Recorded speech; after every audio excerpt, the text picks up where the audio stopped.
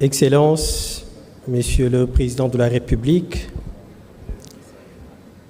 Monsieur le Président de l'Assemblée nationale, Monsieur le Premier ministre, Messieurs les présidents des institutions,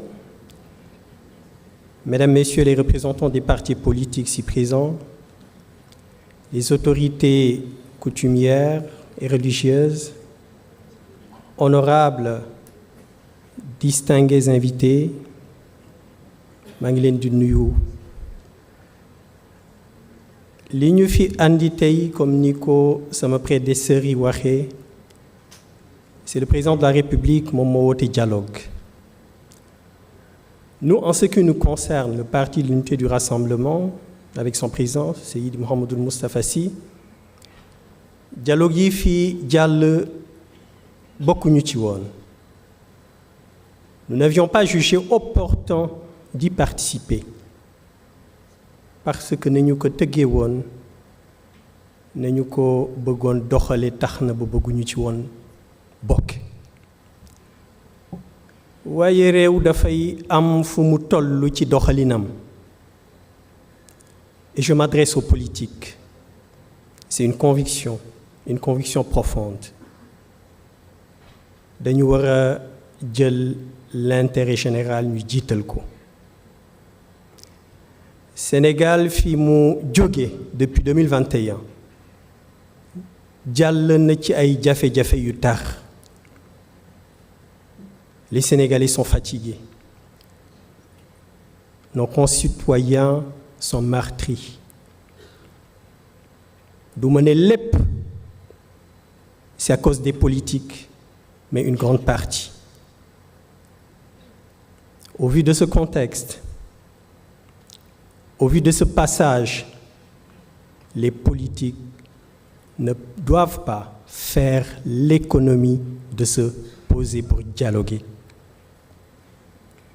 Le dialogue, c'est une reconnaissance que la vérité n'est pas monolithique, qu'elle peut se retrouver dans les nuances et dans les convergences de points de vue.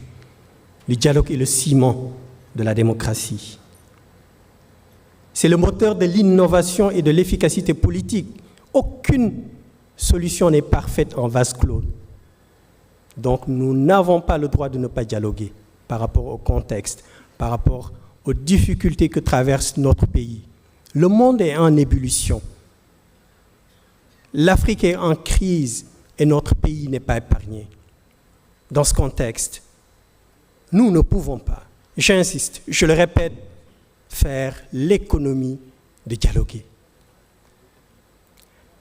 Sénégal dafa nekk dëkk boo xam ne nii dañu am chance ndax kilifa diine yi nga xam ne nii ñoo fi nekkoon ak ñi fi nekk ba léegi, ils ont posé les bases d'une cohésion sociale.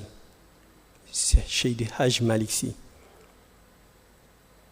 Serigne Touba, Cheikh Ahmadou Bamba Khadimou Rassoul, Mame Limamou Laye, bépp kilifa diine bu fi nekkoon ak ñi fi nekk ba léegi. Donc chance boobu nga xam ne nii Sénégal am na ko, politique yi waruñu ko remettre en cause. Bari na coow yu fi jib bu ñu xoolee ba ci biir politique yi ñoo ko andi. Il est temps. Le peuple sénégalais mérite autre chose que divergence yi ñu am tax ñoom ñu ciy souffrir. Donc dialogue bi nga xam ne le président de la République woote na ko, il est venu à son heure. Il faudrait qu'il soit un dialogue authentique, un dialogue transparent, un dialogue sincère. Li fi jóge wax ci jóge ci consensus ñu war ko appliquer ngir njariñu askan bi. Fi may daanelee moo di politique yi, je reviens puisque les politiques occupent trop de place dans cette société.